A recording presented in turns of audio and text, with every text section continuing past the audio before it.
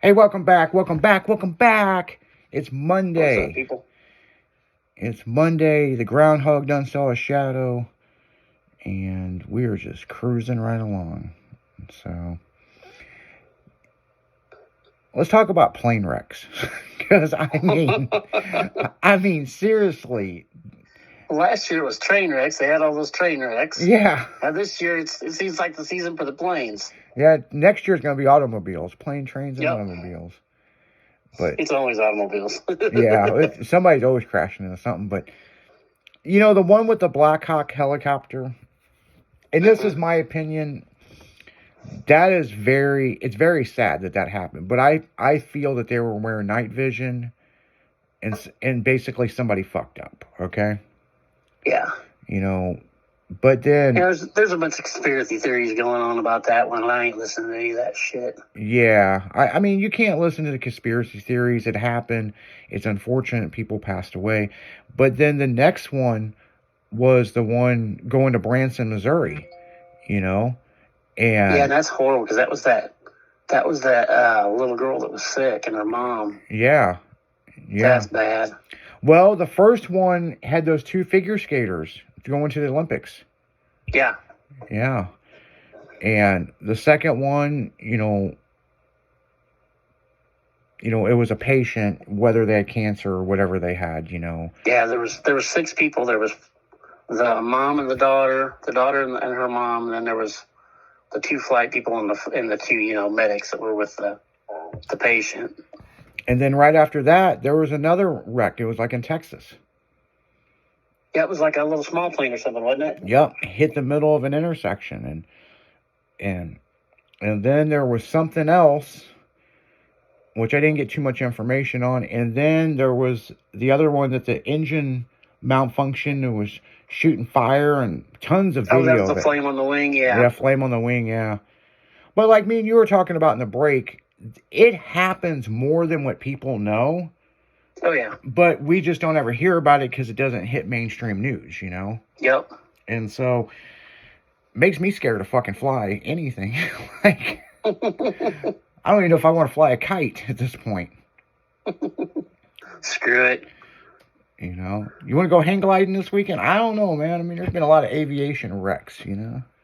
You know, you're gonna think I'm crazy, but I'm scared of heights, but I'm scared of heights, but I love to fly. Flying doesn't really bother me. There's been a couple of incidents where, I've crashed going to Australia years ago. I mean, a lot of people know about that story, and that was a freak accident, you know, but we all survived. Nobody got hurt. I mean, we got hurt, but we didn't die, you know? Right. I mean, that pilot had no recourse. I mean, we were going down. And he hit the ocean about the best he could. And smooth as he could, yeah. Yeah, it was pretty fucked up. A Carnival Cruise Line's the one that saved us. So, like, that's fucking crazy. But that was years ago.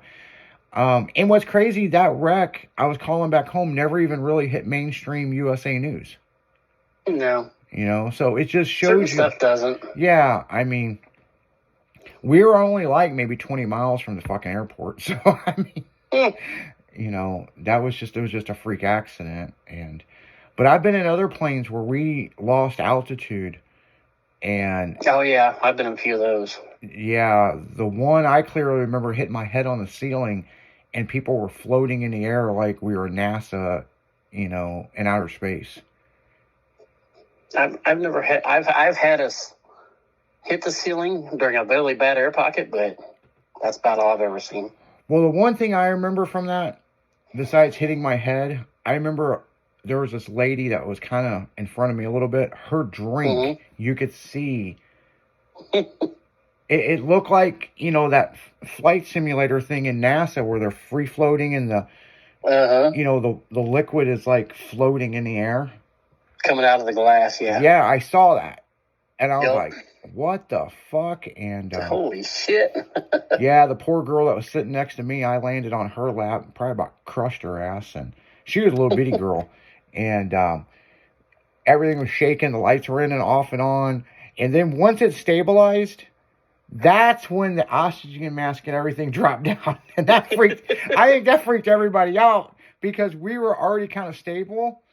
Mm-hmm. And he had just got done making his announcements, the pilot. And then they dropped and scared And the then hell out they of you. dropped. And everybody started screaming. I was like, just get me the fuck off this plane.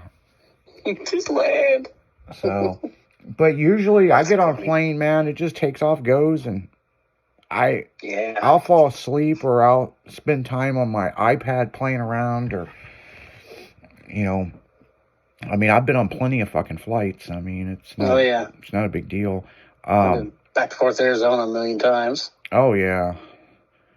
And that's a nice quick flight for Arizona. Yeah, I mean... Because, man, it's 26 hours to drive it. Oh, yeah.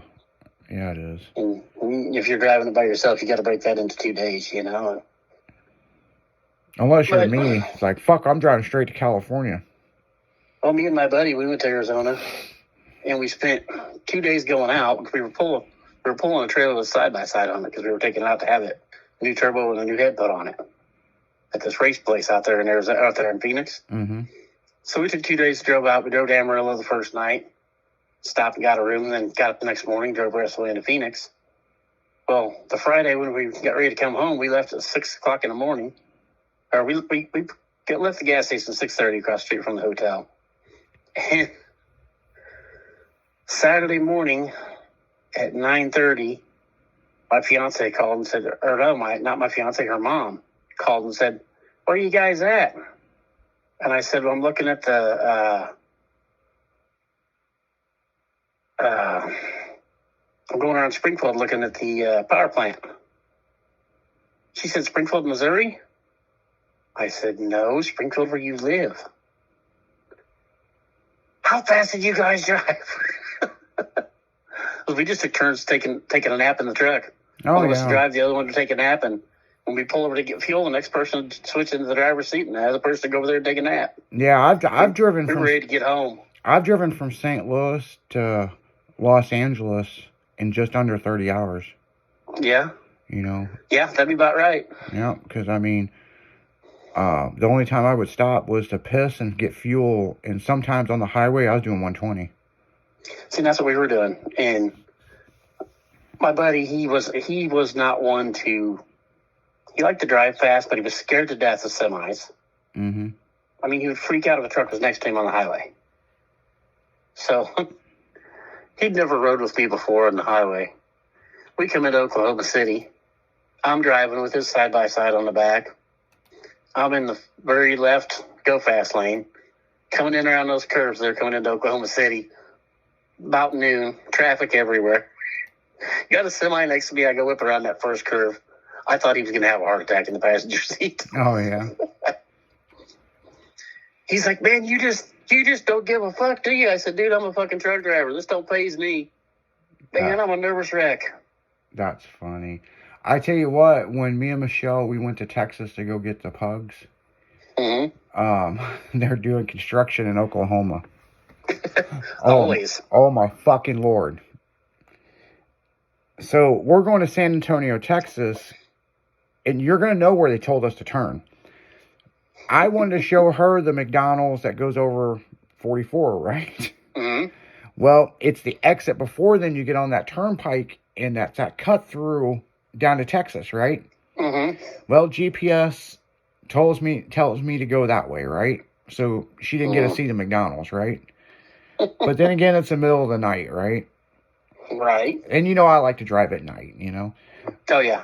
I don't was know. late for it at night. I don't know who in the world is over their fucking traffic shit. They must have been a Hot Wheel track builder. Because I'm telling you, I'm driving this full-size Chevy truck. And I'm not exaggerating, people, when I tell you this. There's probably 4 inches on each side of the K-rail to touch my mirror. Mm-hmm. I don't know what they think people drive through. I don't know how semi-trucks did it. Well, there was same for the center go like hell. There was a sign, and I remember it said 200 feet bump. Of course, you know, I see the bump sign. I'm like, boom, boom, boom, boom. Yeah. Turn the bass up, you know. Mm-hmm. Jimmy, about that time the whole car goes airborne. the whole fucking truck went airborne. I felt like a trophy truck, right? That's funny. I'm telling you, I slammed so fucking hard, and you know how big my GMC truck is. How it's factory height. I swear to God, as God is my witness, the frame touched the ground. Oh, I bet. And it was like, boom, Michelle lost altitude. She fucking come up, damn near hit the ceiling, bashed her head on the window. She woke up going, what the fuck? I'm like all white knuckled, close to the steering wheel. Sweat. She said I had sweat coming down my face, and I'm trying to keep it fucking straight. And yeah, I never will forget that. Fuck that. That's funny. Like I'm telling you, when I hit this bump, and then after the bump, it dropped down like a foot. I swear to God. Oh yeah. I remember I hit it. It felt like the Dukes of Hazzard because I could see my side mirrors and how close they were to the K-rail. Well, I didn't see the K-rail. And when I looked forward, my headlights, you couldn't even see the K-rail until I come down. And I'm telling you. And that feeling when your steering wheel goes light. Oh, it goes way light. Oh, you're like, uh-oh. All I needed was the Dukes of Hazzard horn. And yep. And of course, there was nobody on the road. Yep. You know what I'm saying? And then you start questioning, am I going the right way? Mm-hmm. See, most people never had to actually leave the front tires off the ground of a vehicle.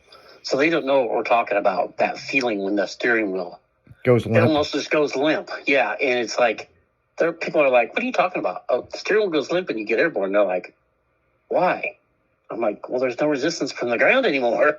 Like, yeah. Oh. Well, I tell you what, in my drag car, we used to fill drag cars all the time. Yeah, because we reset the suspension at this one track, and my crew chief said it's going to squat a little bit, but the wheels will be up. I was halfway down the track, and I was turning back and forth. I couldn't feel anything. Oh, I felt it when it touched down. And people, just so you know, if you're non-race people, that white or red stripe on the top of your steering wheel on a race car is so you know your front wheels are straight when it comes back down. Yeah, that's your center point. Yep, it's your center point. So you know your wheels are straight when you come back down. Because you can't feel nothing once the car is airborne. What I think's funny is my 8th gen Civic, right? Mm-hmm. It has drive-by-wire steering. Oh, boy. I'll go to these fucking car meets or car shows, and you'll see people that's got 8th gen, 9th gen, 10th gen Civics, and they'll have a custom steering wheel with that red mark in the middle. And I'm like, it auto steers back. It's gonna bring itself back. Yeah, it's not like fucking you're driving a 1968 fucking Nova. You know, it's not like my Ranger drag truck that needs one of those, so you know where you're going. Yeah, you know, it ain't like you got power steering and you got to remember back where that center is. So I see that shit and I kind of laugh. Of course, I was watching on YouTube the other day, Nicky Bobby running his car down there at Sick Week. Yeah. He fixed the steering wheel since he had a crash. The steering wheel's about halfway to the right if you look at the stripe.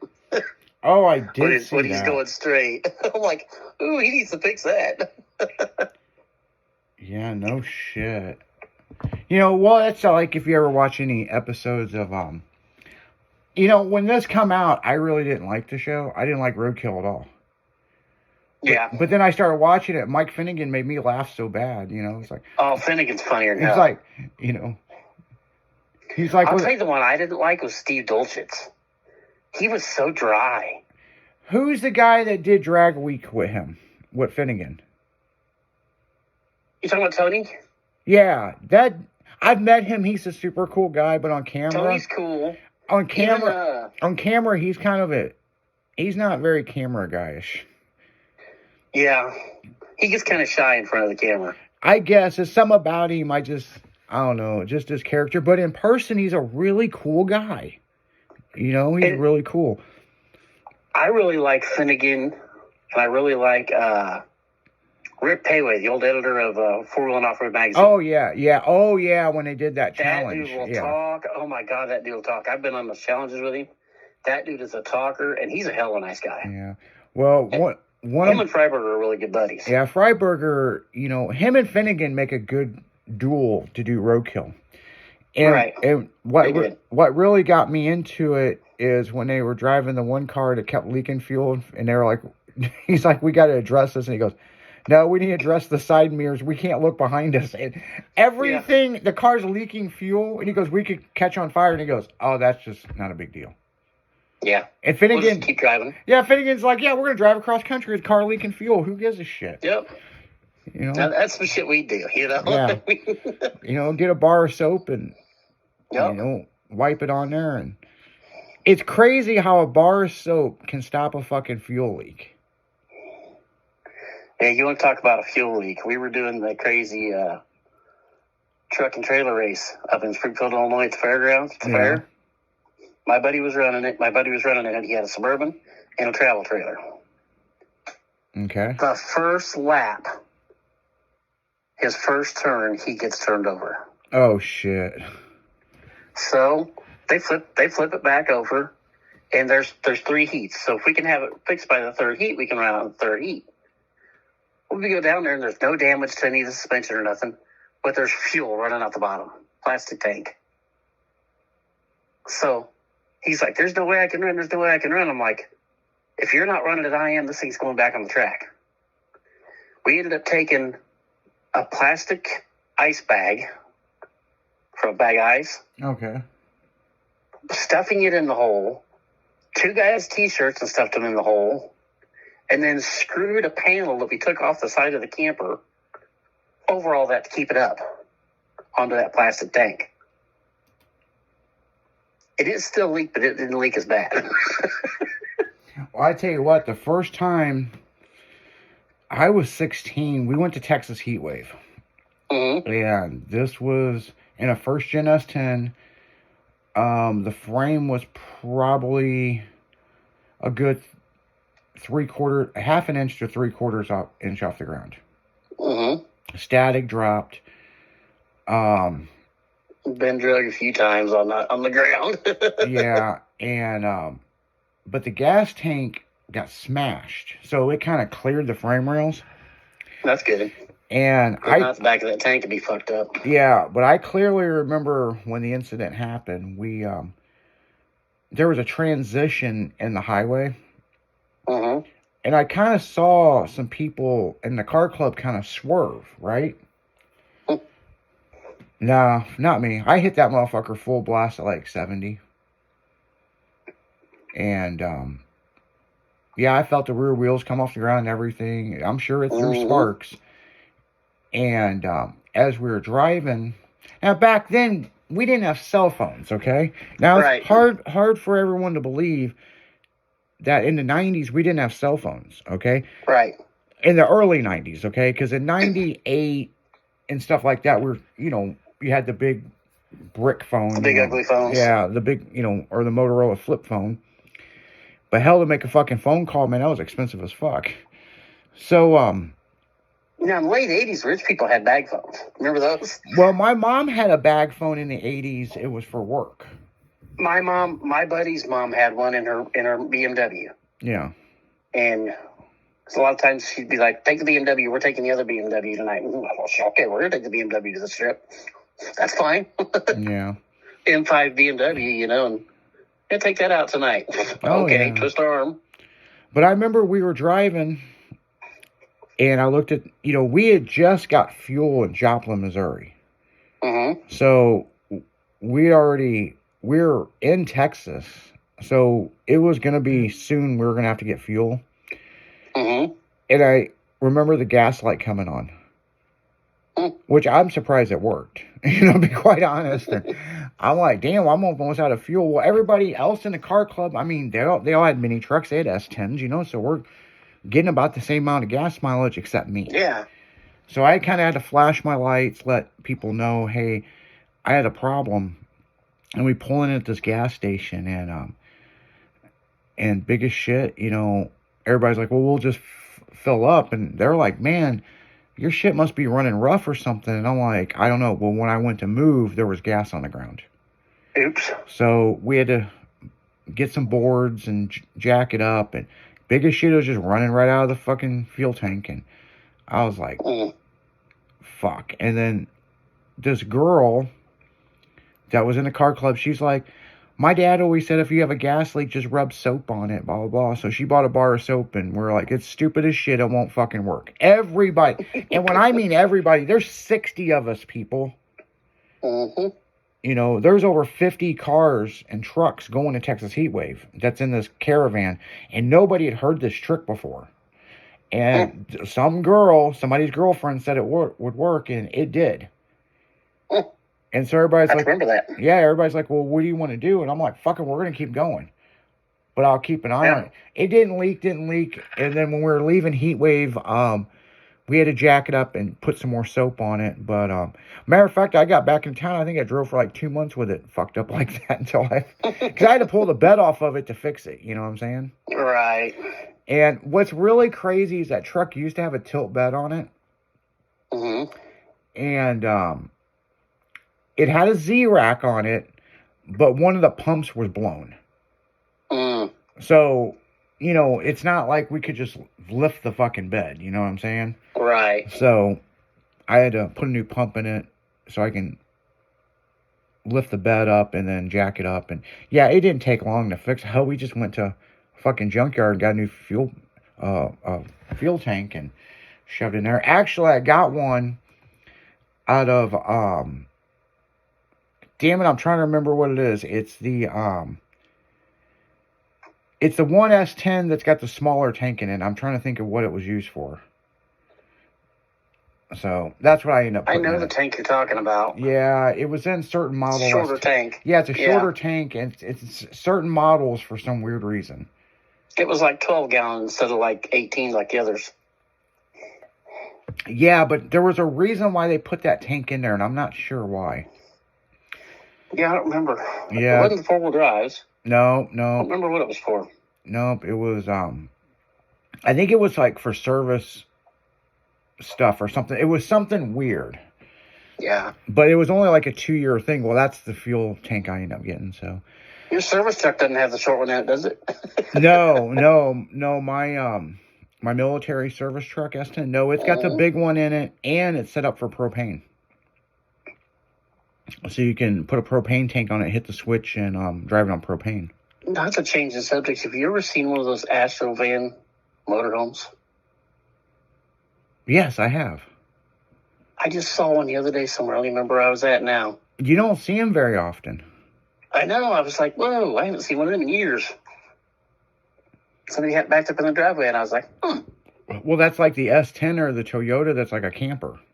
Mm-hmm. From the factory. Yeah, I've only seen 2 of the S10 campers that are factory. Those are rare. Well, they're not exactly factory. They are to a certain extent. They were coach built. Yeah, they were sent. They were modified, but they were sent to one of the coach companies. And the one that I like was the old Chevy Blazer camper. Oh, those are sweet. Those are rare and those are badass. Now, when I got my my service truck, which I call a shop truck, you know. You know, it's a first gen S10 with a work bed on it. You know, like a utility bed. That's the word I'm looking for.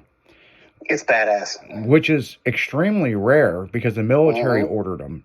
Other than that, you know, I think it's funny because I see other people and they're like, oh, blah, blah, blah, had one. And then they'll show me a picture and I'm like, nope, they cut it up to do that.